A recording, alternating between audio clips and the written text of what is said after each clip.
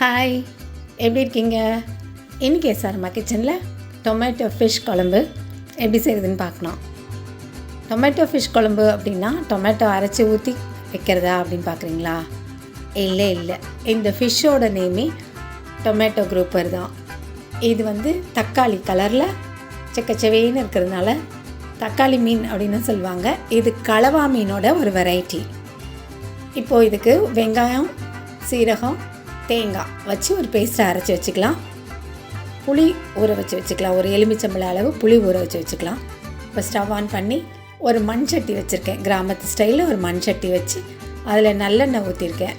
நல்லெண்ணெய் ஊற்றி எண்ணெய் நல்லா காஞ்சதும் கடுகு, உளுந்தம்பருப்பு அதில் போட்டு அது பொரியும் போதே கூட கொஞ்சம் வெந்தயம் சேர்த்துக்கலாம்.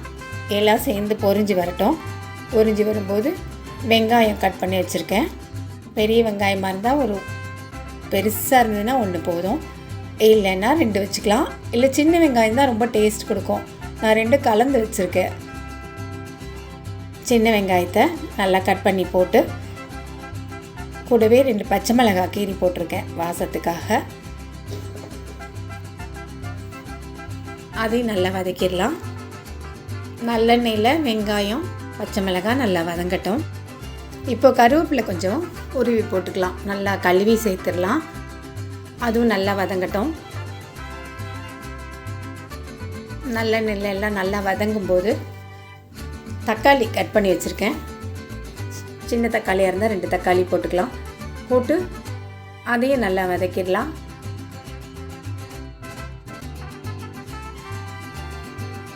பச்சை வாசனை போகிற அளவுக்கு நல்லா வதங்கணும்.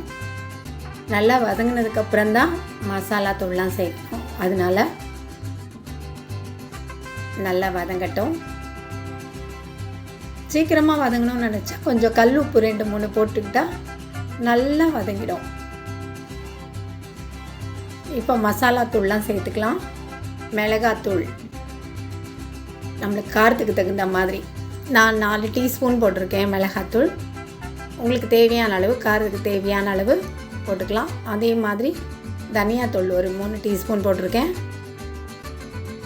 மஞ்சத்தூள் 1/2 டீஸ்பூன் போட்டு இந்த மசாலா தூளையும் நல்லா எண்ணெயிலேயே வதக்கிடணும்.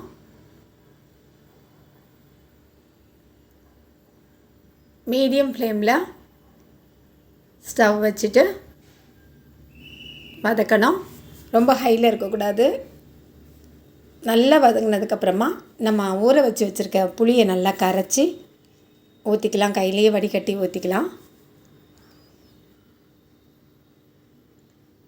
மீன் குழம்புக்கெல்லாம் கருப்பு புளி இருந்தால் நல்லாயிருக்கும். புது புளியை விட பழைய புளி இருந்தால் அது டேஸ்ட் நல்லாயிருக்கும். நல்லா கரைச்சி ஊற்றிடலாம்.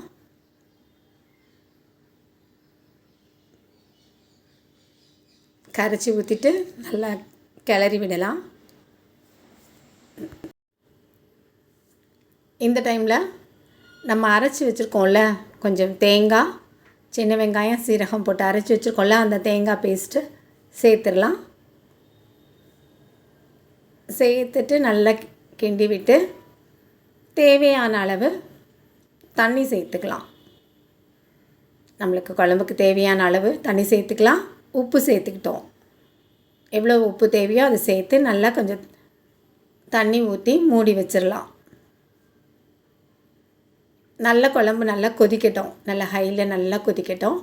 அந்த வாசனை, பச்சை வாசனைலாம் நல்லா போயிடணும். அந்த அளவுக்கு நல்லா கொதித்து வரட்டும். நல்லா கொதிச்சாதான் நல்ல வாசமாக இருக்கும். நல்லா காஞ்சி வந்ததுக்கப்புறமா நம்ம கழுவி எடுத்து வச்சுருக்க மீன் துண்டெல்லாம் சேர்த்துடலாம். இந்த மீன் நல்லா ஆரஞ்சு கலரில் இருக்குது. ஆனால் டேஸ்ட் ரொம்ப நல்லா இருந்தது. நான் நடுப்பகுதியில் எடுத்து வறுத்துட்டு இந்த மாதிரி துண்டெல்லாம் குழம்புல போட்டிருக்கேன். ரொம்ப டேஸ்ட்டாக இருந்தது. இந்த மீன் முக்கால்வாசி எக்ஸ்போர்ட் பண்ணிவிடுவாங்களாம். கிடைக்கும்போது வாங்கி செஞ்சுக்க வேண்டியதுதான். நல்ல மீனெல்லாம் போட்டாச்சு. இப்போ மூடி வச்சிடலாம். மீன் சீக்கிரம் வெந்துடும்.